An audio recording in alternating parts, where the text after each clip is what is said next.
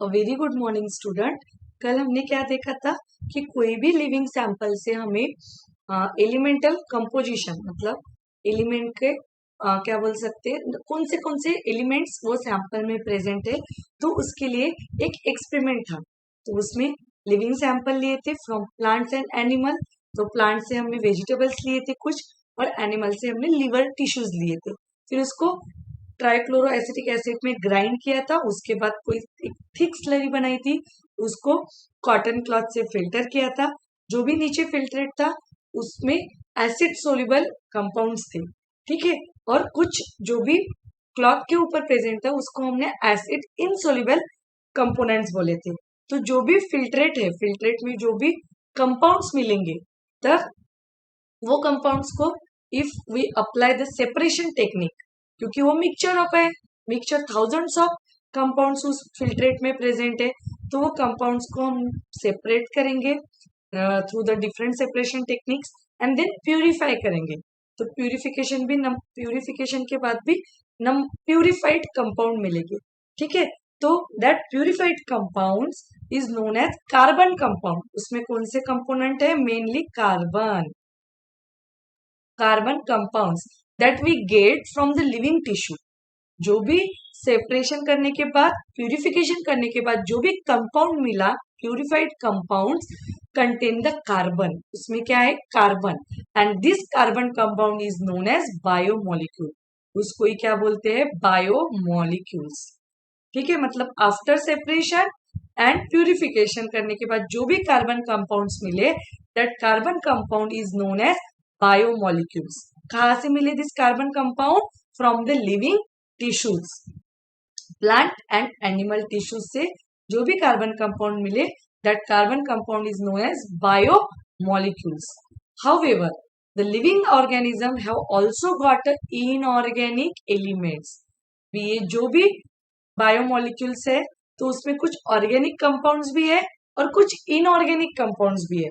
But अभी जब organic compounds की जो भी मेथड यूज की थी, तो वो अलग होंगी फ्रॉम द इनऑर्गेनिक एलिमेंट्स, ठीक है। मतलब ऑर्गेनिक कंपाउंड्स लिविंग टिश्यूज से सेपरेट करने की टेक्निक्स अलग है, इनऑर्गेनिक कंपाउंड लिविंग टिश्यूज से सेपरेट करने की टेक्निक्स अलग है। There is a slight difference between the method of separation. और सेपरेशन मेथड कौन से? Organic and inorganic. ऑर्गेनिक की method we have already discuss. Now in this lecture we have to see the method for the inorganic element. Inorganic element हम कैसे separate करेंगे from the living tissues से। How do we know this? The slightly different but a destructive experiment has to be done, ठीक है। किसके लिए? यहाँ पे लिविंग टिश्यूज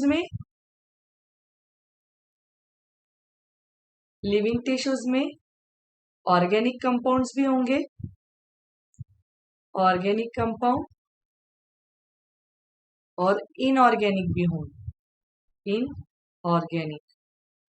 ऑर्गेनिक कंपाउंड में मोस्टली हमने कौन से कंपाउंड्स? कार्बन कंपाउंड्स, ठीक है। कार्बन कंपाउंड्स हमें ऑर्गेनिक कंपाउंड में पता चले, जो हमने कौन से मेथड से फाइंड आउट किए? Trichloroacetic acid. Trichloroacetic acid, इसमें ट्राइक्लोरो एसिटिक एसिड में ग्राइंडिंग किया, पेस्ट किया, उसके बाद उसको सेपरेट किया। हियर इनऑर्गेनिक जो कंपाउंड्स है, inorganic compound from living tissue, उसके लिए एक अलग मेथड है, ठीक है। तो in this lecture we have to discuss this method for the separation और दी हम बोल सकते हैं identification of the inorganic compounds from the living tissue. तो सबसे पहले क्या लिया? 1 gram of small amount of living tissues लिया। वन वे मीन्स वन, क्या बोल सकते हैं? वे करना, कुछ small amount of living tissues weigh किए, मतलब उसका वेट लिया। फॉर एग्जाम्पल 1 ग्राम कंसिडर करेंगे हम। 1 gram of sample, 1 gram of living tissues. तो लिविंग टिश्यूज फ्रॉम लीफ भी ले सकते और लीवर से भी ले सकते। एक नोन अमाउंट लिया, known amount of the living tissues from the leaf और liver, and this is called as a weight. Weight उसको क्या बोलते हैं? वेट। वेट मतलब उसका स्टार्टिंग का वेट, जो भी उसमें मॉइस्चर कंटेंट है। ठीक है, अभी कोई भी हम लीफ लेंगे तो उसमें मॉइस्चर मतलब उसमें वाटर का कंटेंट भी रहेगा। ठीक है, तो जो भी इनिशियल जो वेट रहता है, initial weight, the initial weight is known as weight. Weight, initial weight को क्या बोलेंगे? वेट। वेट। तो फॉर एग्जाम्पल वो है 1 ग्राम, एंड अभी 1 ग्राम ऑफ सैंपल लीफ लो या लीवर लो, लीवर टिश्यूज लो, this 1 gram of living sample is then kept in a oven. Oven में रखते हैं उसको। ठीक है, फॉर ड्राई। ओवन किसके लिए? फॉर ड्राई, ड्राइंग के लिए। ओवरनाइट लगते हैं 24 आवर्स, और उसका टेम्परेचर होता है 105 टू 110 डिग्री सेल्सियस। ये जस्ट आपके इंफॉर्मेशन के लिए, जस्ट नॉलेज के लिए ध्यान में रखो। कोई भी one known weight of the sample लो, उसको ओवन में रख दो फॉर द ओवरनाइट। ठीक है, पूरा 24 आवर्स रखो ओवरनाइट या 24 आवर्स, और उसमें टेम्परेचर कितना होगा? 105 टू 110 डिग्री सेल्सियस। तो अभी ओवन में रखने के बाद सैंपल क्या हो जाता है? ड्राई। ठीक है, ड्राई। ड्राई मीन्स उसमें जो भी मॉइस्चर कंटेंट है वो सारा का सारा उड़ जाएगा। हमें पता है जो भी वाटर से, वाटर वेपर कब हो जाते हैं? 100 degree Celsius, about the 100 degree Celsius. जब जैसे ही 100 डिग्री सेल्सियस पे पहुंच जाता है उसके ऊपर, तो जो भी वाटर प्रेजेंट होंगे सारा का सारा वाटर क्या हो जाएगा? इवेपोरेट हो जाएगा, वेपराइज हो जाएगा। ठीक है, तो वो सैंपल अभी क्या हो गया? ड्राई हो गया। जितना भी उसमें वाटर कंटेंट था, सारा वाटर कंटेंट क्या हो गया? लॉस हो गया, मतलब उसमें से निकल गया। तो अभी वो जो सैंपल है, वो सैंपल को क्या करेंगे? वापस से वे करेंगे। वे करने के बाद जो भी क्या बोल सकते हैं हम? वेट आया, that weight is known as dry weight. उसको क्या बोलते हैं? Dry weight. Initially for example हम बोल सकते थे कि इनिशियली हमने कितना ग्राम लिया था सैंपल? 1 ग्राम लिया था। अभी ड्राई होने के बाद उस सैंपल का वेट हो गया 0.5 gram. This is a dry weight. उसको क्या बोलते हैं? Dry wait. इनिशियल 1 ग्राम क्या है? वेट। वेट, इनिशियल जो भी वेट लेते हैं उसको बोलते हैं वेट। वेट, उस उतना सैंपल हमने ओवन में रख दिया ड्राई होने के लिए ओवरनाइट 105 टू 110 डिग्री सेल्सियस पे। उस टेम्परेचर पे क्या हो जाएगा? सारा का सारा मॉइस्चर कंटेंट, जितना भी वाटर कंटेंट वो सैंपल में था, वो सारा इवेपरेट हो गया। ठीक है, उसके बाद वो सैंपल ड्राई हो गया। ठीक है, इवेपरेट मतलब पूरा वाटर निकलने के बाद सैंपल क्या हो जाएगा? ड्राई। फिर उसका वापस से हमने वेट लिया, वो सैंपल का वेट लिया, that weight is known as dry weight. वो अप्रोक्सीमेट कितना है? मैं यहाँ पे समझाने के लिए आपको यहाँ पे लिखा है 1 ग्राम, और ड्राई होने के बाद वो सैंपल का वेट कितना हो गया? 0.5 ग्राम। ठीक है, मतलब हाफ हो गया। 50% जो था वो उसमें क्या था? वाटर कंटेंट था। ठीक है, 50% वाटर कंटेंट लॉस हो गया। अभी वो सैंपल का ड्राई वेट कितना है? 0.5 gram. Now if the tissue is fully burned, all the carbon compounds are oxidized to gaseous form, CO2, water vapors and are all are removed। सब का सब उसमें से रिमूव हो गया। मतलब अभी ये ड्राई सैंपल को वापस से क्या करते हैं? बर्न करते हैं। बर्न मीन्स उसको जलाते हैं। तो अभी जलाते किस में है? वो एक इंस्ट्रूमेंट होता है। जैसे यहाँ पे ओवन एक इंस्ट्रूमेंट है जिसमें हमने सारा मॉइस्चर कंटेंट क्या कर दिया? रिमूव कर दिया। अभी नेक्स्ट एक इंस्ट्रूमेंट है, that instrument is known as muffle furnace. Muffle furnace. Muffle furnace में ये सैंपल को, ड्राई सैंपल को रखते हैं जिसका वेट 0.5 ग्राम था, और उसमें टेम्परेचर होता है 5000 degree Celsius to 1000 degree Celsius.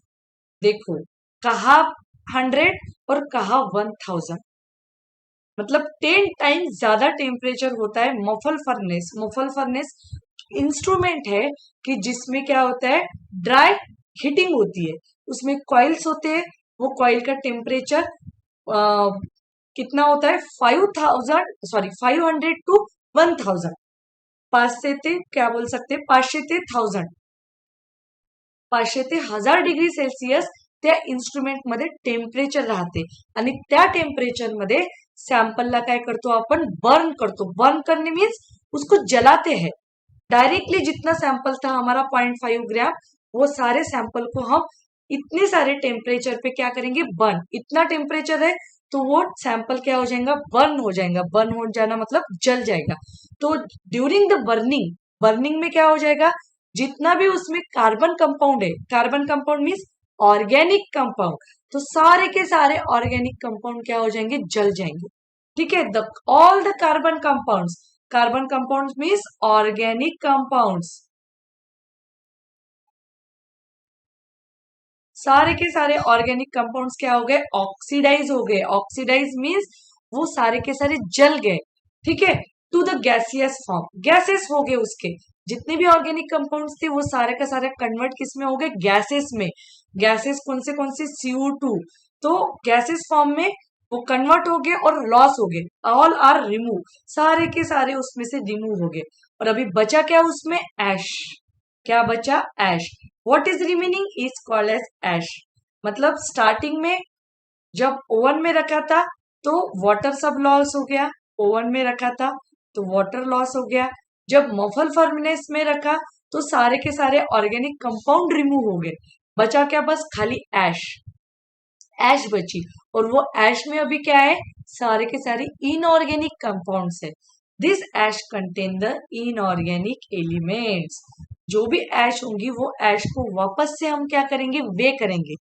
ठीक है स्टार्टिंग में वेट लिया था उसको ओवन में रखा था ओवन में रखने के बाद वापस से वे किया था ये हो गया ए वेट ए हो गया बी वेट उसके बाद ऐश हो गई उसको बोलेंगे सी वेट ठीक है तो ऐश में अभी क्या है इनऑर्गेनिक एलिमेंट्स है तो जब इसमें से हम ये माइनस करेंगे जो भी अभी सी फॉर एग्जांपल यहाँ पे आया 0.05 ग्राम ठीक है तो उतना ग्राम क्या है ऐश और ऐश में अभी क्या है हमारे इनऑर्गेनिक एलिमेंट्स है तो अभी कोई भी लिविंग सैंपल से हमें ऑर्गेनिक कंपाउंड पता करना हो तो वो भी पता कर सकते हैं और इनऑर्गेनिक एलिमेंट्स पता करना हो तो वो भी हम कर सकते हैं only difference is the method जो है मेथड अलग अलग है ऑर्गेनिक कंपाउंड हमें इन्वेस्टिगेट करना है या आइडेंटिफाई करना है तो अलग मेथड से करेंगे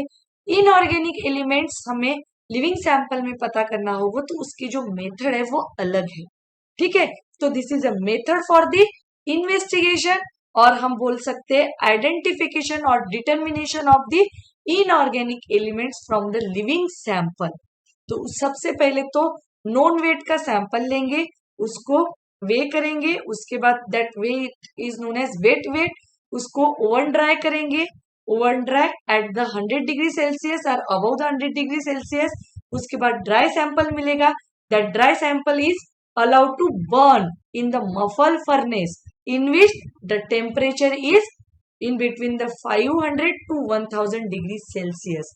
So at this temperature all the carbon organic compounds is burned or only left a inorganic element. क्या रह जाएगा उसमें इनऑर्गेनिक एलिमेंट्स बस बच जाएगा दैट इनऑर्गेनिक एलिमेंट्स जिस चीज में बचते हैं उसको बोलते हैं ऐश उसको क्या बोलेंगे ऐश तो this ash contain the inorganic elements and which contain the calcium, magnesium and etc. ठीक है मेथड समझ में आई अच्छे से उसको फ्लो चार्ट करके लिखो कि वन वे ड्राई सैंपल एक कंप्लीट पहले सैंपल लिया 1 ग्राम ठीक है वेट उसको बोला उसको ओवन में डाला ड्राई किया वाटर सारा मॉइस्चर कंटेंट क्या हो गया लॉस हो गया उसके बाद ड्राई वेट को वापस से क्या किया वे किया उसको बोलेंगे dry weight this dry sample again muffle furnace में डाला फॉर बर्निंग उसका टेम्परेचर कितना था वो लिखो अच्छे से उसके बाद जो भी मिला वो क्या मिला ऐश मिला और वो ऐश में क्या था inorganic element for example calcium and magnesium the inorganic compound like the sulphate phosphate are also seen in the acid soluble fraction जो भी हमने स्टार्टिंग में जो मेथड यूज की थी उसमें भी कुछ इनऑर्गेनिक कंपाउंड्स मिलते हैं जो एसिड में सोल्यूबल होते हैं, ठीक है, एसिड सोल्यूबल फ्रैक्शन में रहते हैं। कौन से है वो? Sulphate and phosphate. Therefore, the elemental analysis gives the elemental composition. Elemental analysis से क्या क्या पता चलता है? एलिमेंट का कंपोजिशन पता चलता है ऑफ द लिविंग टिश्यू, ठीक है। एलिमेंट के कंपोजिशन में कुछ ऑर्गेनिक एलिमेंट्स भी होंगे, इनऑर्गेनिक एलिमेंट्स भी होंगे, in the form of hydrogen, oxygen, chlorine, carbon and nitrogen, ठीक है। एलिमेंटल एनालिसिस के बेसिस पे क्या पता चलेगा?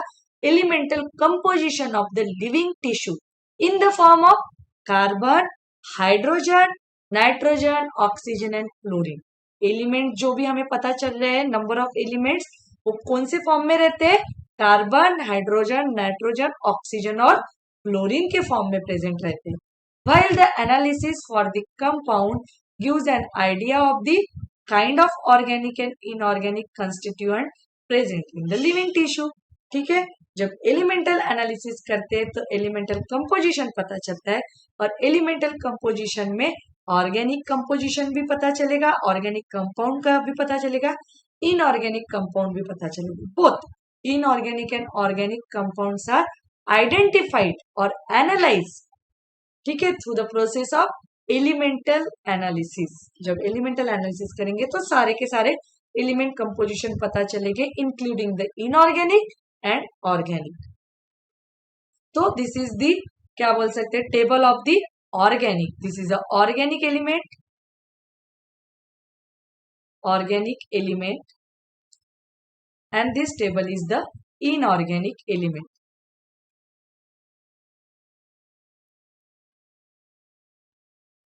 ठीक है, ऑर्गेनिक एलिमेंट में hydrogen, carbon, nitrogen, oxygen, sulphur, sodium, calcium, magnesium, silicon.